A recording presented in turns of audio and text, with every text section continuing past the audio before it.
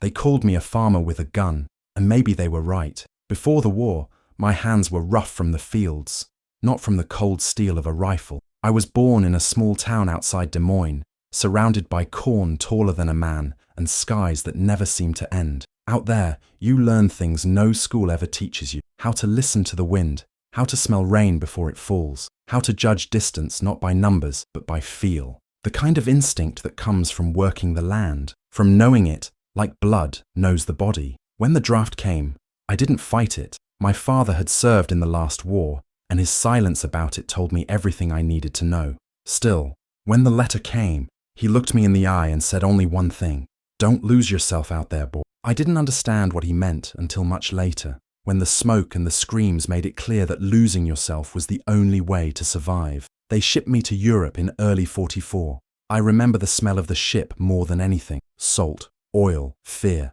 Young men pretending to be ready for something no one can ever be ready for. I was 22, still thinking about the girl who waited back home, about the harvest I'd left unfinished, about my mother's hands when she waved goodbye. When we landed, France didn't look like the maps or the newsreels. It looked tired. The air itself seemed wounded. Villages half standing, trees torn apart by shells, faces that had forgotten what peace looked like. The first time I saw combat, I froze. The sound wasn't what I expected. It wasn't sharp or clean. It was chaos.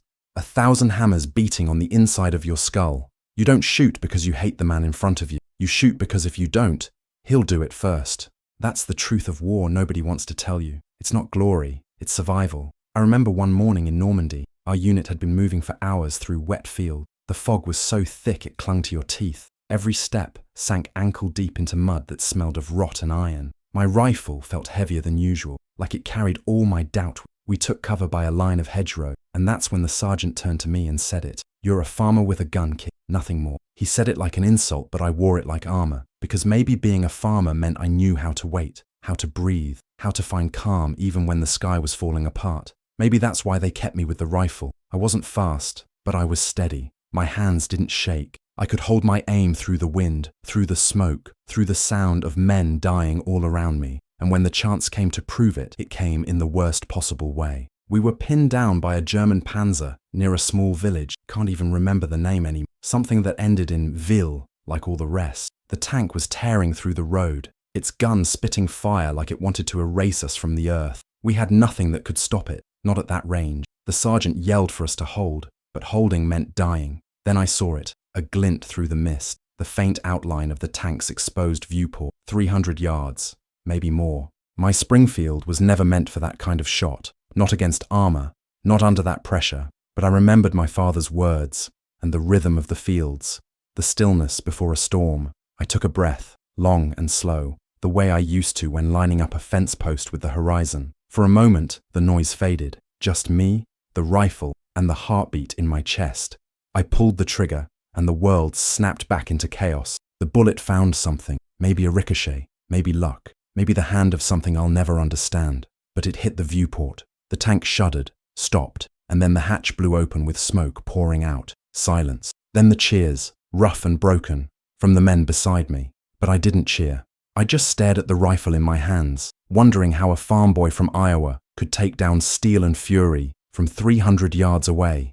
That night, I couldn't sleep. The stars over France didn't look like the ones back home. They felt colder, distant, like they didn't care what happened below. I thought about that Panzer crew, men I never saw, men who probably never wanted to be there either. War doesn't care about who's right or wrong. It just keeps taking. I was still holding that rifle when the sun came up, and my sergeant came over, slapped my shoulder, and said, "Not bad for a farmer." I didn't answer, because deep down, I knew he was wrong.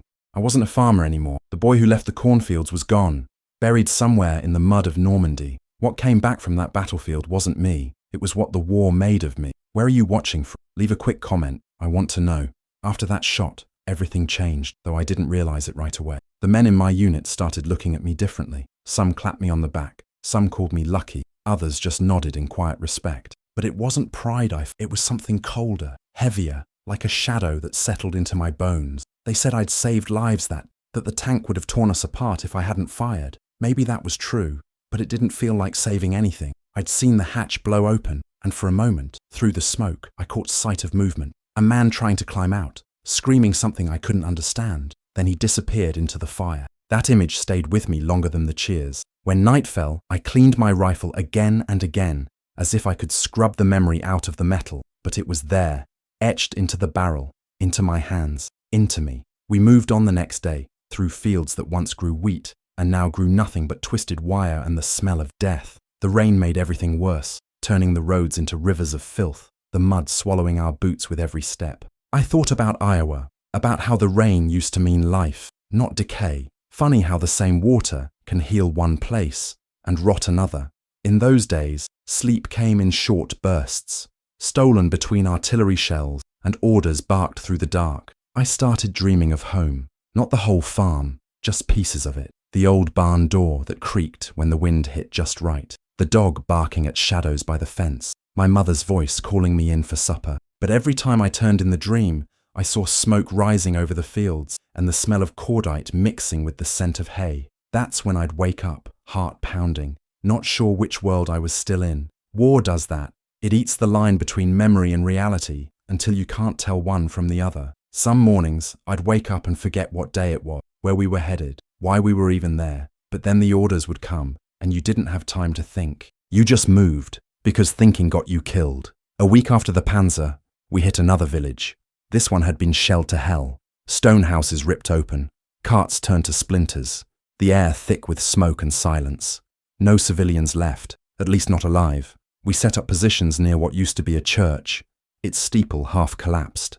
That's where I found a piece of stained glass still hanging in the window, the figure of a saint cracked through the middle. I don't know why, but I kept staring at it, wondering if faith could survive this kind of place. Maybe some men carried God through war. Me? I left him somewhere between the hedgerows and the gunfire. That night, we were told to hold our ground until reinforcements arrived. I sat in the rubble with my rifle across my knees, listening to the rain tapping on broken stone, thinking about that farmer the sergeant had called me. He'd meant it like a joke, but I started to believe there was truth in it. Because what do farmers do?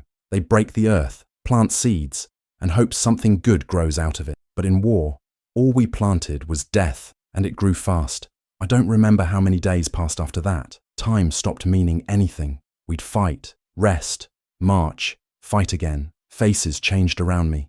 Men who laughed with me one day were gone the next.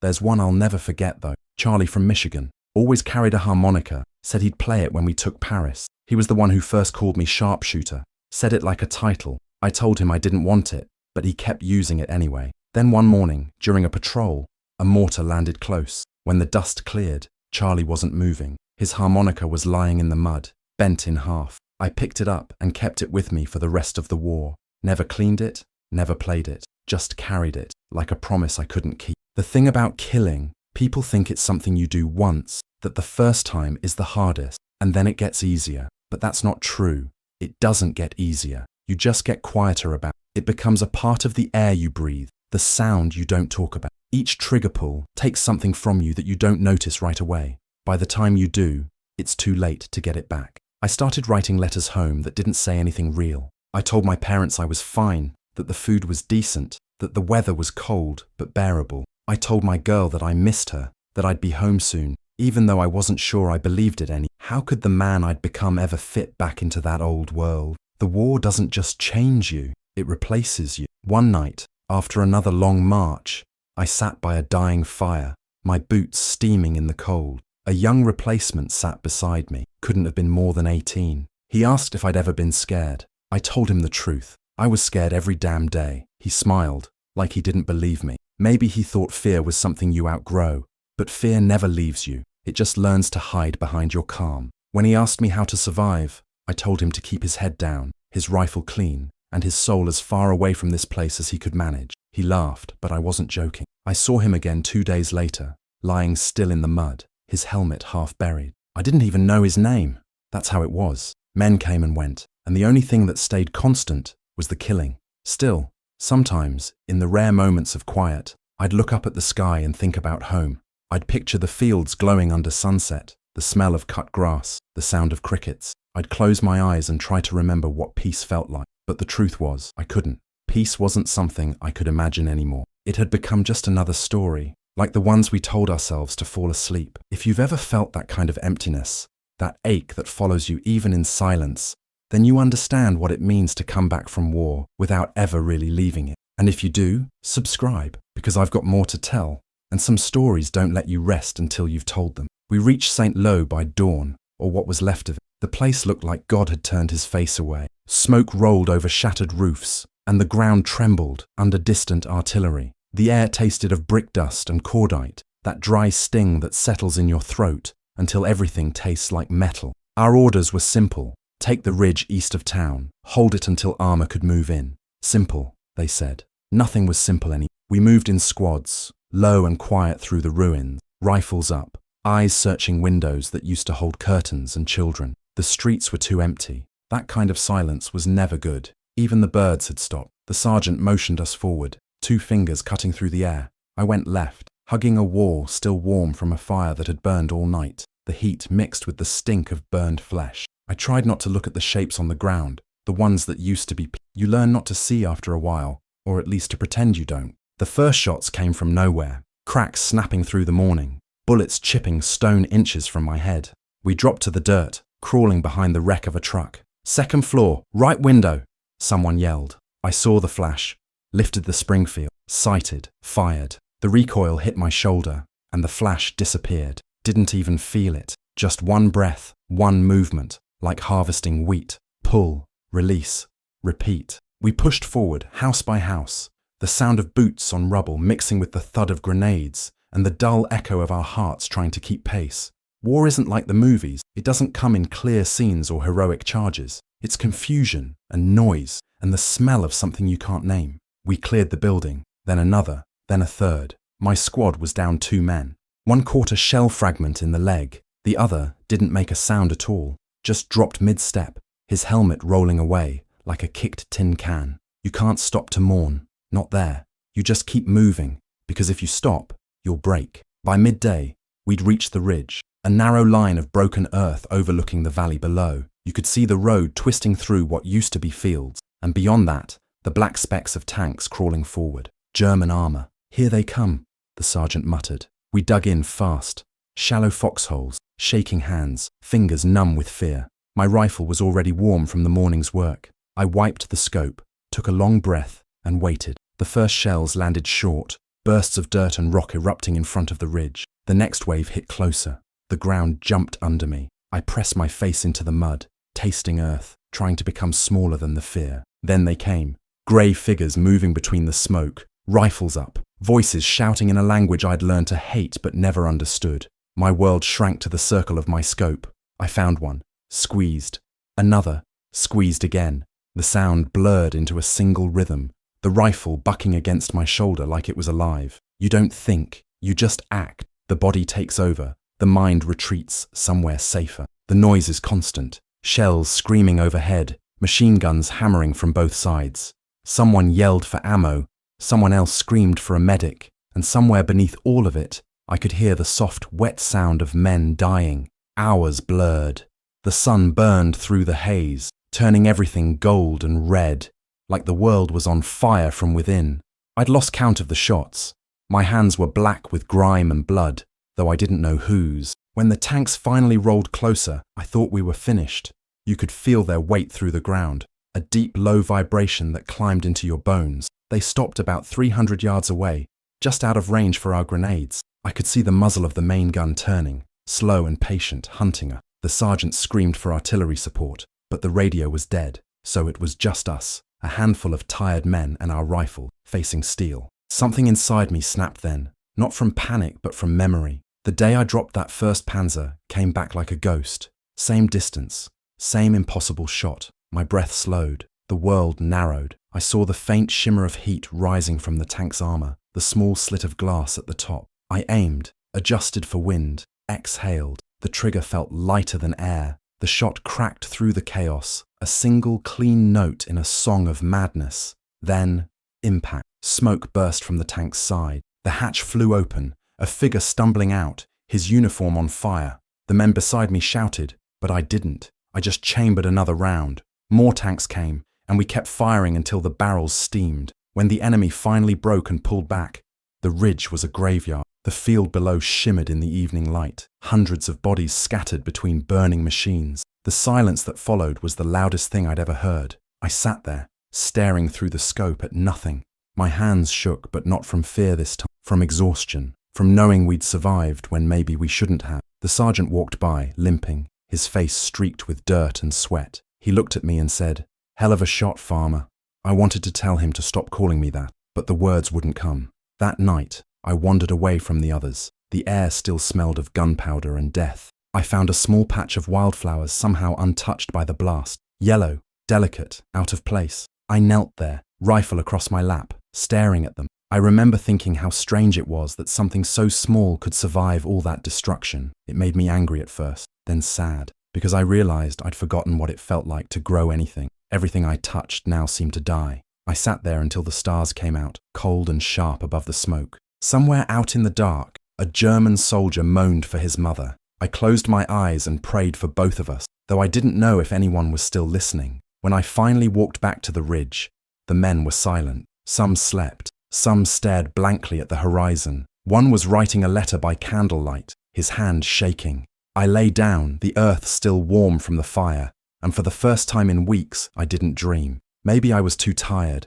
or maybe there was nothing left to dream about. War turns you into something you don't recognize, part machine, part ghost. You do what you have to, then you move on, carrying pieces of the dead inside you, and you tell yourself it's for the greater good, that it means something. But in the quiet, when the guns stop and the smoke clears, all you can hear is the echo of the shot that kept you alive. The days after the ridge blurred into one another like pages soaked in rain. We were ghosts moving through what used to be towns, through roads lined with what used to be men. The Germans were retreating, they said, but it didn't feel like victory. It felt like walking through the ruins of our own souls. Every inch we gained cost something, a name, a face, a piece of whoever we used to be. We didn't talk much anymore. The laughter that used to rise around campfires had turned into silence. You could hear it in the way boots dragged through mud, in the way no one met anyone's eyes for too long. We were all counting days without saying so, all hoping to make it home before the next bullet found us. We were pushing east when it happened, somewhere near the outskirts of Mortain. The sky was grey, the kind that feels too heavy to belong to any season. I remember the wind smelled like rain and diesel. The column ahead of us got ambushed. 1 second there was quiet, and the next the world split open. Mortars fell from the trees, the kind that sound like someone ripping the sky apart. Men scattered, trucks burned, and all that order we'd clung to vanished. I hit the ground hard, the breath knocked out of me. Dirt filled my mouth, my ears rang. For a moment I couldn't tell if I was alive, or just slow to realize I wasn't. Then I heard the screams, high, raw, human, the kind that never leaves you. I grabbed my rifle and crawled toward the sound, my hands shaking, my legs numb. The first thing I saw was Miller. He'd been our radio man since Normandy. His set was gone, torn apart. He was lying face down, his helmet beside him. I flipped him over and saw his eyes open, glassy, staring through me. I closed them with my thumb, whispered something I don't even remember. Then I heard shouting, German voices, close. I ducked behind a ditch, heart slamming against my ribs. 5 of them, maybe 6, moving through the smoke, rifles ready, calm like they'd done this 100 times. They were good, professionals. We were tired. I waited for them to pass, but one turned. Maybe he saw the glint of my scope. Maybe he just felt me there. He raised his rifle. I fired first. He dropped. Then it was all instinct. The Springfield bucked. The bolt slid. Another shot, another body. The others scattered, firing blind. Bullets ripped through the mud inches from my hands. I rolled, fired again, hit one in the shoulder. He fell screaming, his blood bright against the grey earth. The last one ran. I let him, couldn't bring myself to pull the trigger again. When it was over, I just sat there, breathing through my teeth, feeling the tremor in my hands. The world was quiet again, except for the fire crackling in what used to be a truck. I looked down at my rifle, mud-caked, cracked at the stock, and realized I'd been talking to it under my breath, like it could hear me. "We're still here," I'd said. That's what war does to you. It makes you talk to things that shouldn't listen. It makes you forget the sound of your own voice when you're not yelling. We regrouped by nightfall, what was left of it. The sergeant was gone. No one knew how or when. We set up camp in a barn half collapsed from shellfire. Rain dripped through the holes in the roof, tapping on helmets like a cruel metronome. I tried to sleep, but the dreams came hard. Every face I'd seen that day came back, one by one, until I couldn't tell which side they'd been on. I woke up shaking, clutching the rifle, like it was the only thing keeping me alive. Outside, the fields glowed faintly under moonlight, silent, soaked in death. That's when it hit me. This war wasn't about winning anymore. It was about enduring, about lasting one more day than the man next to you, about surviving long enough to go home and pretend you'd forgotten. The next morning, we got word that the enemy had fallen back. We were to advance again, clear the road, keep pushing east. I don't know how we kept walking. My boots were split open, my socks stiff with blood. Every step felt like dragging a body that wasn't mine anymore, but I walked anyway because stopping meant sinking. That day, I shot again and again until I stopped counting. It wasn't about precision anymore. It wasn't about being a sharpshooter or a farmer or a soldier. It was about erasing the next threat before it erased you. By dusk, my rifle jammed from the dirt, and I didn't even care. I sat in a ditch, watching smoke curl from the horizon, and I started to laugh, quiet at first, then harder, until my chest hurt. One of the guys looked over, asked what was so funny. I said, "Nothing, just thought of home." But that wasn't true. I wasn't thinking of home. I was thinking of how far I'd drifted from. That night, we buried the sergeant. We didn't have a chaplain, so someone mumbled the Lord's Prayer, and the rest of us stood in the rain, helmets off, faces numb. I couldn't even picture his face anymore, though I'd seen it every day for months. When the last word faded, I whispered to the ground, "We'll make it home, for you." But even as I said it, I didn't believe it. Later, when I was on watch, I found myself staring out into the darkness, the rifle resting across my knees. Somewhere out there, another man was doing the same thing, waiting for the next dawn, praying it wouldn't be his last.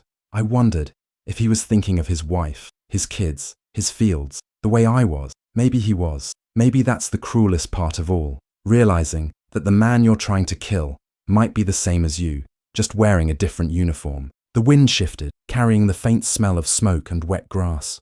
I closed my eyes, let it wash over me, and for a moment, I could almost hear the rustle of corn back home. Then a shot cracked through the dark, and the illusion shattered. I dropped flat, heart racing, eyes scanning the black horizon, but there was nothing. Just the night, heavy and endless. You learn not to trust quiet after a while. It's just the world catching its breath before it screams again. Sometimes I wonder how many parts of myself I buried out in all those nameless fields. The boy who loved the sunrise, the man who dreamed of family, the farmer who believed hard work could fix anything. All of them gone, one by one, replaced by someone I didn't know how to live with. People call it courage, but it isn't. It's survival, plain and dirty. Courage is what you have before you see what the world can really do to a man. After that, it's just endurance. Tell me something. Have you ever felt that? That moment when you realize you're still breathing, but you're not really alive anymore?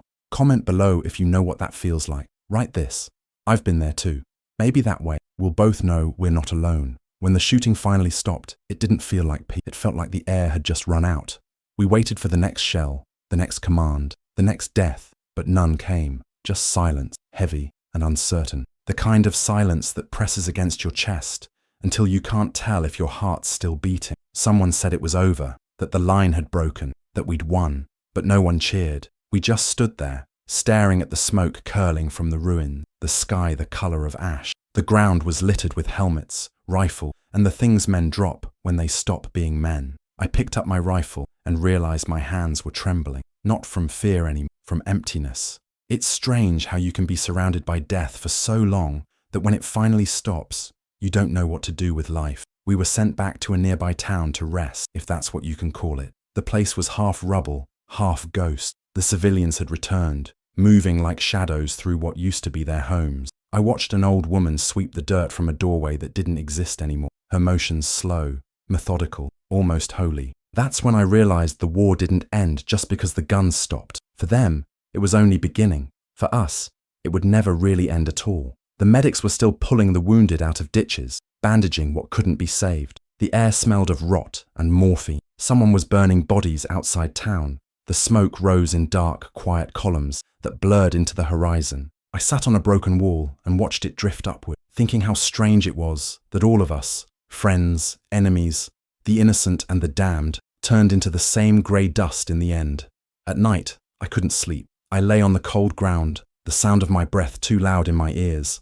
Every time I closed my eyes, I saw their faces, the ones I'd killed, the ones I couldn't save, the ones who used to laugh beside me, Charlie with his harmonica, Miller with his radio, the sergeant's hand on my shoulder. They came in flashes, each one sharper than the last. I'd wake up sweating, clawing at the dirt, whispering apologies that never reached anyone. The others were the same. You could hear it in the way they breathed, in the small noises they made in their sleep, the groans, the whimpers, the quiet sobs of men too broken to wake up. Some started drinking whatever they could find, wine, spirits, even fuel mixed with water, anything to blur the edges. I didn't drink. I just sat outside, staring at the horizon, waiting for dawn. Dawn never looked the same again after the war. It used to mean life, work, warmth, promise. Now it just meant another day of remembering. When the letter came saying I could go home, I didn't feel relief. I felt lost. Home had become a place I could no longer picture without seeing smoke rising from behind it. I packed my things, what little I had left, and boarded the truck with the others. Nobody spoke. We were like scarecrows being driven back to the fields that made us. The ship ride home was quiet too. The ocean was calm. The kind of calm that makes you nervous because you've learned to expect storms. I stood on deck most nights, staring at the dark water. Sometimes I'd think I saw faces in the waves, pale and shifting, whispering things I couldn't quite hear. Maybe it was just my mind, or maybe the sea remembers what men try to forget. When I finally saw the coast of America, it didn't feel real. The skyline rose out of the mist like something I'd imagined too long to believe in.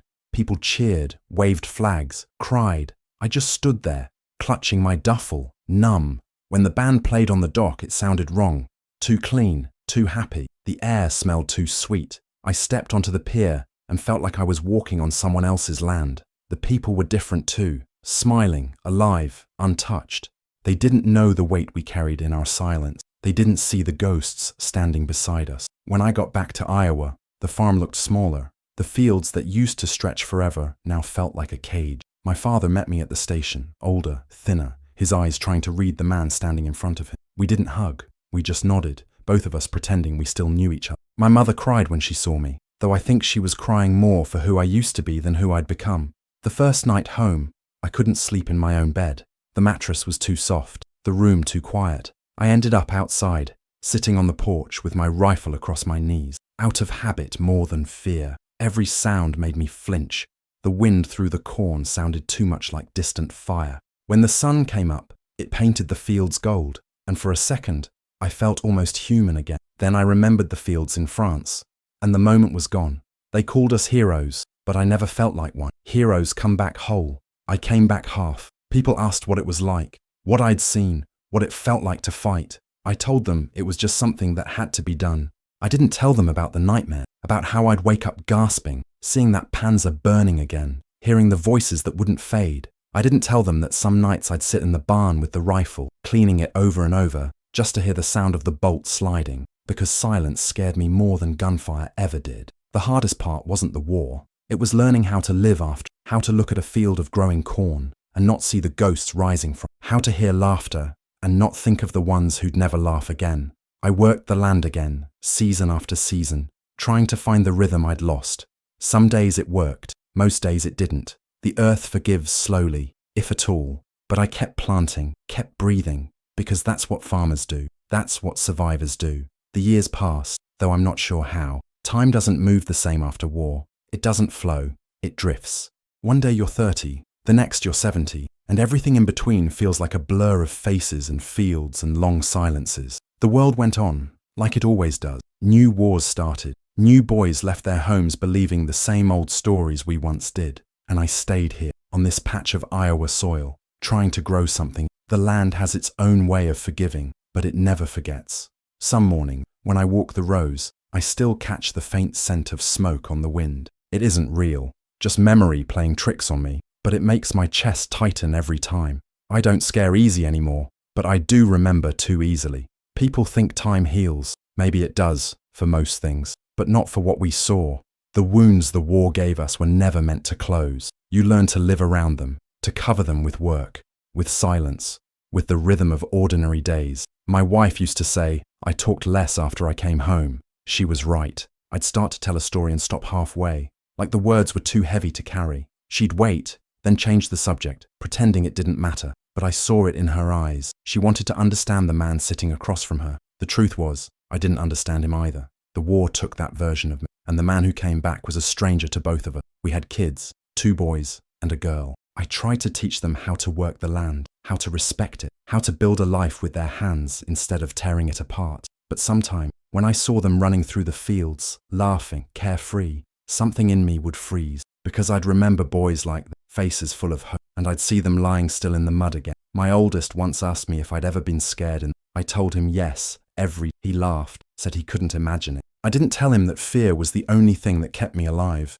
You hold on to it like a rope in the dark. When it finally lets go, so do you. I kept the rifle for years. It stayed in the barn, wrapped in oilcloth, hidden behind the tools. I told myself I'd sell it one day, but I never could. It wasn't a weapon anymore. It was a reminder, a piece of who I'd been when everything else was stripped away. Sometimes, late at night, I'd unwrap it, sit there with a lantern burning low and just hold it, the metal cold against my skin, the smell of oil and dust filling the air. I'd think of that shot, the one that stopped the Panzer, the one that started everything. I used to wonder if that bullet kept me alive, or if it killed the part of me that ever wanted to live. There's no clear answer. There never is. The men from my unit, what's left of them, used to write letters for a while, then fewer came, then none. I went to a reunion once, in '62, down in Kansas City. We sat in a hotel ballroom full of flags and cheap whiskey, wearing medals that didn't feel like they belonged to us. We told stories that weren't really half-truths, cut short by silence. One of the guys said we were lucky. I didn't argue, but luck didn't feel like the right word. Survival isn't luck, it's punishment with no end date. The nightmares come less now. Not because they're gone, but because they've become part of the way I sleep. Sometimes, though, I wake up just before dawn and hear the echo, gunfire rolling like distant thunder, men shouting names that no one answers. I sit by the window, watch the horizon turn grey. My wife used to wake and sit with. After she died, it was just me and the sound of the wind in the corn. Funny how something as simple as wind can sound like a whisper from another lifetime. I've learned that peace isn't the absence of war. It's the acceptance that the war will always be inside you, quiet, waiting. Some days it's gentle. Some days it comes roaring back with the smell of rain or the sight of rust on an old plough. But it's always there.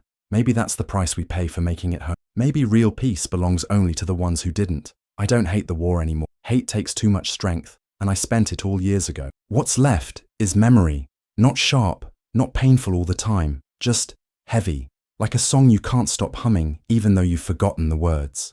I still visit the cemetery every Memorial Day. The flags flap in the wind, the speeches play over the loudspeaker, and the kids run between the rows without knowing what those names mean. I stand there, looking at the stones, and whisper a thank you that no one hears. Then I go home, pour myself a cup of coffee, and sit on the porch as the sun rises over the field. That's the only prayer I have left, just watching the light return to the land, even for a little while. The older I get, the less I talk about the war. Not because I've forgotten, but because I've said everything worth saying. The rest lives in the spaces between words, in the way my hands shake when I smell diesel, or the way thunder still makes me hold my breath. You learn to live with it. It becomes a shadow that walks beside you, silent, but never gone. Some people spend their lives running from ghosts. Me, I've learned to let mine sit with me. We drink our coffee together in the mornings, watch the sun rise, and agree not to speak. That's the truce I've made with memory. I walk slower now. The farm's quieter too. No machines anymore, no children running through the rows, just wind and time. The soil still remembers me though. Every spring, when I push my hands into it, I feel the same heartbeat I felt when I was young, back before the rifle, before the uniforms, before the noise. The land doesn't judge. It just takes what you give and gives what it can. Some years are good, most aren't, but that's life. I've come to see it that way, not as punishment, but as rhythm. The same rhythm that carried me through the war. That steady breath between each shot, each step, each loss. You either find that rhythm again or you don't. I did. Barely. Sometimes I get letters from schools asking if I'll come speak about the war. I always say no. They want stories about courage and sacrifice, about heroes and victories. But those aren't the stories I have. I could tell them about fear, about loneliness, about the way silence can scream louder than gunfire. I could tell them how it feels to hold a dying man's hand and lie to him that he's going home. But that's not what they want. So I stay here, with my truth, and let the books tell their version. Maybe that's how it should be. Maybe the world needs to keep believing war makes men noble. If they saw what it really does, they'd never sleep again. I still visit the ridge when I can. It's far, but my son takes me when he's home. The ground's peaceful now, green, soft, unrecognizable. Cows graze where tanks once burned. The locals planted trees over the graves.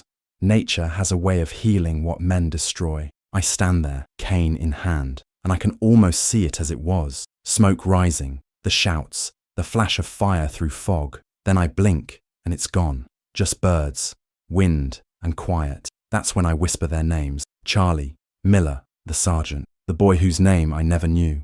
I speak them softly, as if the air could carry them somewhere they're still alive. I don't cry anymore. The tears dried up years ago. What's left is something deeper than grief. Something like gratitude, maybe, or forgiveness.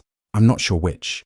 You know, sometimes I think about that German tanker, the one in the Panzer. I never saw his face, never even knew his name, but in my mind, he's still there, stepping out into the smoke, caught between life and death. I wonder if he had a farm too, if his mother told him not to lose himself, if somewhere miles away someone waited for him to come home. I like to think he made it, even if I know he didn't. Maybe that's my way of making peace, not with the war, but with myself. The nights are longer now. Sleep doesn't come easy, but when it does, it's gentle. I dream of fields again, green, endless, warm. I see the faces I lost, and they're smiling. No rifle, no smoke, just laughter under a wide blue sky. I wake up with tears on my cheeks and a smile I don't understand. Maybe that's what healing looks like. Not forgetting, just remembering without breaking. If you're still listening, if any of this found its way into you, do me one favor. Don't waste the peace you were given. Live it fully. Love loudly. Forgive freely. Because someone, somewhere, paid for it with everything they had. I've seen enough of death to know life's the only thing worth fighting for. And if you felt something hearing this, if even one part of my story stayed with you, like this video and subscribe to the channel. Not for me, for them. For every name still buried under foreign soil, waiting to be remembered.